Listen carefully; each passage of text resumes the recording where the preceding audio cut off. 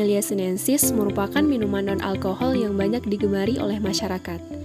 Teh sebagai bahan minuman dibuat dari pucuk muda yang telah mengalami proses pengolahan tertentu. Daun teh mengandung khasiat yang bermanfaat bagi kesehatan tubuh manusia, salah satunya adalah sebagai antioksidan. Khasiat yang dimiliki oleh minuman teh berasal dari kandungan bahan kimia yang terdapat dalam daun teh. Teh juga merupakan salah satu komoditas ekspor non-migas yang telah dikenal sejak lama dan menjadi penghasil devisa bagi Indonesia.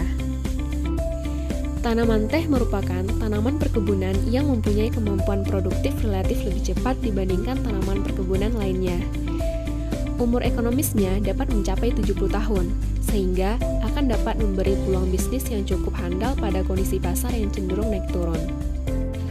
Ada banyak faktor pendukung yang mempengaruhi pertumbuhan tanaman teh, di antaranya yang pertama penggunaan klon unggul.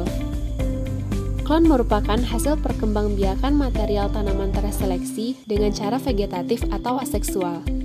Biasanya, yang dikloning adalah tanaman yang memiliki sifat-sifat unggul, misalnya berbuah lebih cepat, tumbuh cepat, tahan terhadap serangan hama penyakit, dan tahan terhadap kondisi lingkungan yang ekstrim.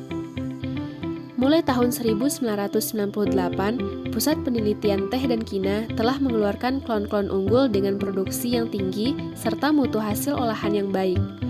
Klon-klon unggul varietas Asamica terdiri dari GMB 1-11, di mana klon GMB 7 merupakan klon terunggul pencapaian produktivitasnya. Yang kedua adalah penanaman pohon pelindung dan pengairan untuk mengatasi kekeringan. Pohon pelindung yang dapat digunakan diantaranya silver oak, albacea, kaliandra, dadap, lamtorogung, dan akasia. Tanaman teh yang mendapat pohon pelindung dan dikelola dengan baik pada musim kering dapat tetap tumbuh segar karena kadar air di bawah naungan pohon pelindung masih cukup tinggi dibandingkan yang tidak dinaungi. Yang ketiga adalah aplikasi pemupukan yang tepat. Pemupukan pada tanaman teh dilakukan untuk mempertahankan dan memperbaiki kesuburan tanah serta meningkatkan produksi tanaman. Di antara berbagai hara utama, unsur nitrogen adalah yang paling banyak digunakan. Kebutuhan unsur hara nitrogen untuk tanaman teh tergantung pada kesuburan tanah yang bervariasi sesuai jenis tanah dan kadar hara yang tersedia. Nitrogen berperan sebagai penyusun klorofil, protoplasma, protein, dan asam amino. Kekurangan nitrogen dapat menyebabkan terhentinya pertumbuhan teh. Waktu pemupukan terbaik adalah pada kondisi di mana jumlah curah hujan antara 60-200 mm per minggu. Curah hujan kurang dari 60 mm per minggu menyebabkan unsur hara dari pupuk belum dapat diserap dengan sempurna karena belum terurai secara keseluruhan. Sedangkan lebih dari 200 mm per minggu menyebabkan sebagian akan larut terbawa aliran air.